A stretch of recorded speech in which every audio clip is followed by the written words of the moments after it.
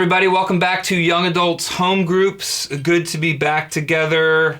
Let's get back into the book of Exodus tonight. The plan tonight is to cover about the middle of chapter 15, starting like verse 22, to about the middle of chapter 17. I think we're going up to verse 16, if I have that right.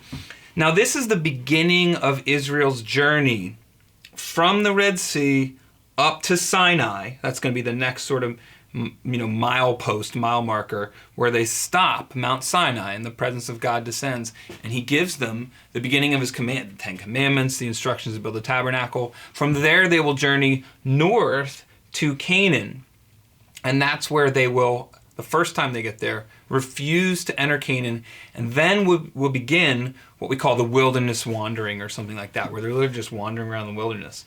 What's interesting is, in the passage we're going to read tonight, you have four events that happen that are highlighted. And you start to see some of the themes, some of the kinds of things that will happen in the wilderness wandering at this very early stage in their journey to Sinai and on to the border of Canaan. You have kind of four things that this passage highlights. The middle two, I think, are the two to really focus on.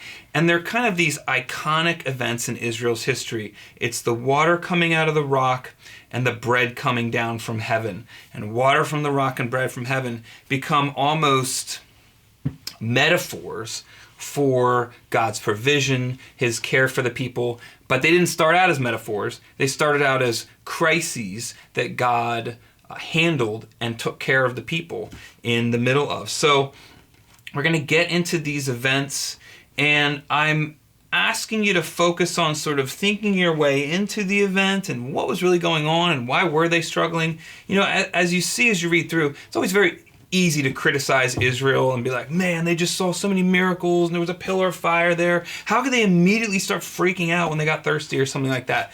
And maybe we would have done much better in this circumstance.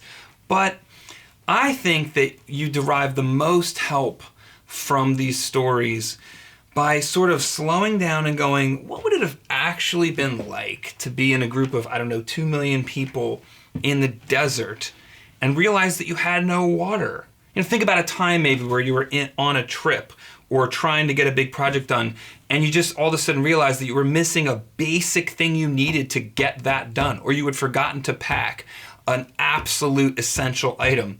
And, the more people you have in that circumstance, the bigger crises that can be. So things like that, maybe just thinking your way into the situation together. I highlight the fact that in Deuteronomy chapter 8, verses 1 through 18, Moses recounts. So that passage, it comes later than the verses that we're reading tonight. And it's sort of a verbal recap by Moses of some of these events. And one of the things he does there is interpret, under the inspiration of the Holy Spirit, what was going on in those events. And so you get, God's insight through his prophet into these events. So what you get there in Deuteronomy 8 is some information about what God was doing, why this was happening, what he was trying to accomplish in the people's lives. And I think thinking about it, especially through the lens of Deuteronomy 8, you really have some tools for applying these stories back to our lives now and saying, what do the stories of the trials that Israel faced and the way God reacted to their struggles and the kinds of deliverance he gave them, what does all of that tell us about who God is for us, the kinds of things he wants to do in our lives as we go through situations that could end up to be literally like what Israel faced? Again, as we've talked about in Young Adults, there's no guarantee that we won't literally face opposition from armies, or a situation where we have no water for the people we love, or a situation where we don't know where we're going to get our next meal. I mean, we could literally face situations like this.